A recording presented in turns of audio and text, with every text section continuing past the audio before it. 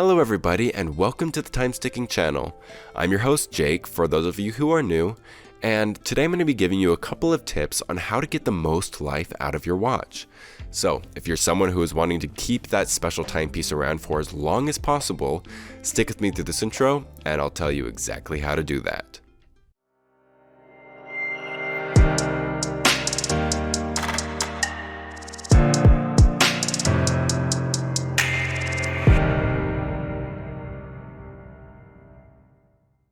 Your watch is an investment. It's important to treat it that way if you want to get maximum mileage out of it. Classic watches are like classic cars.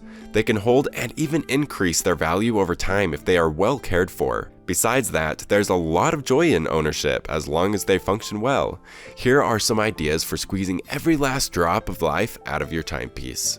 Our first tip is store with care. Proper storage goes a long way for proper watch function. Keep your watch collection stored at room temperature with low humidity.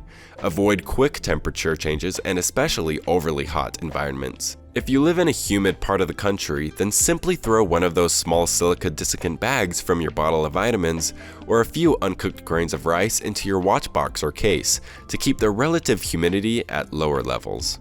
Our second tip is make mindful adjustments. Routine adjustments to the time and date functions of classic watches are a part of ownership, but not necessarily one that everyone plans on. If you approach these adjustments with care, you can keep things ticking along without interruption. Here are a few guidelines.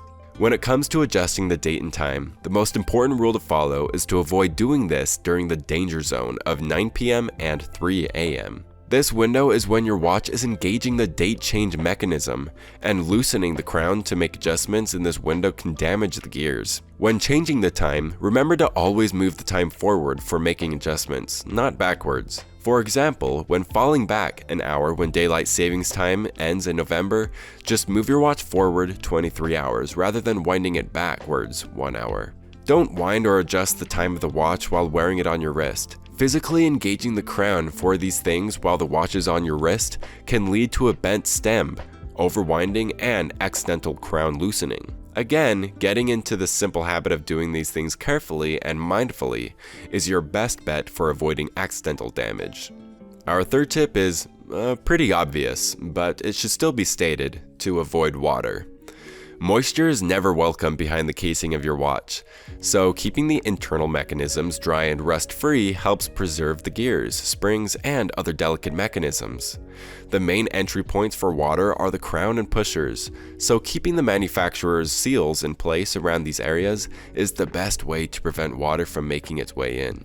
A properly closed crown will keep the moisture out, but many of the push-pull type crowns can accidentally be jostled out from the fully closed position in the course of normal wear. If you have this type of crown, then always pause a second before immersing your watch in water to make sure that your crown is in the fully closed position. If your watch has a screw-down crown, then it's much less likely to partially unscrew and loosen the waterproof seal, but an ounce of prevention is worth a pound of cure here too.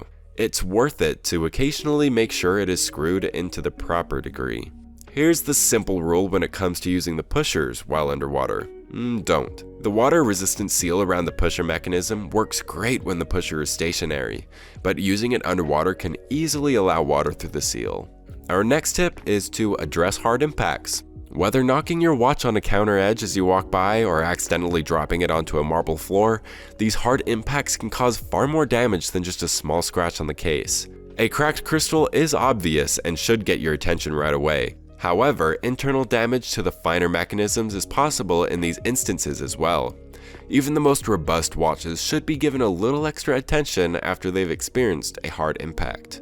Next, resist magnetism. Electromagnetic fields permeate our modern world. Fortunately, few of them influence our watches, but it still makes sense to avoid placing your watch in or on known high-level sources like phone chargers, more powerful electronics and speakers, MRI machines, and even refrigerator magnets. Some watches are explicitly rated for withstanding magnetic fields, but unless you're certain yours is built with this in mind, then stick with the better safe than sorry approach here.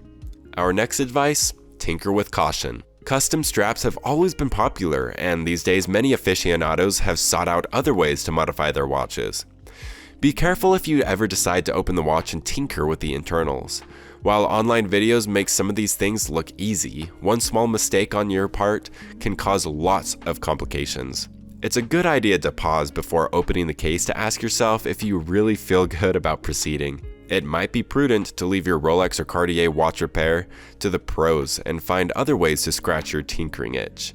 And those custom straps, double check all the pins or latches once you have finished installing them. A bad strap installation can lead to hard impact drops or even worse, a lost watch. A final note here, whenever you have removed a screw and crown for any reason, always be patient and attentive to getting it threaded properly when putting it back in.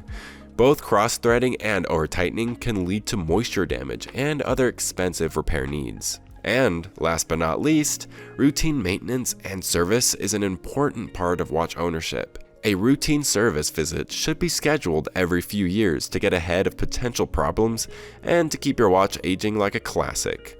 Do you have a problem with your timepiece? Well, if you do, tell us what's going on down in the comments below, and perhaps our watch repair pros can give you some advice. Thank you for stopping by and watching today's video, and I'll see you guys next time.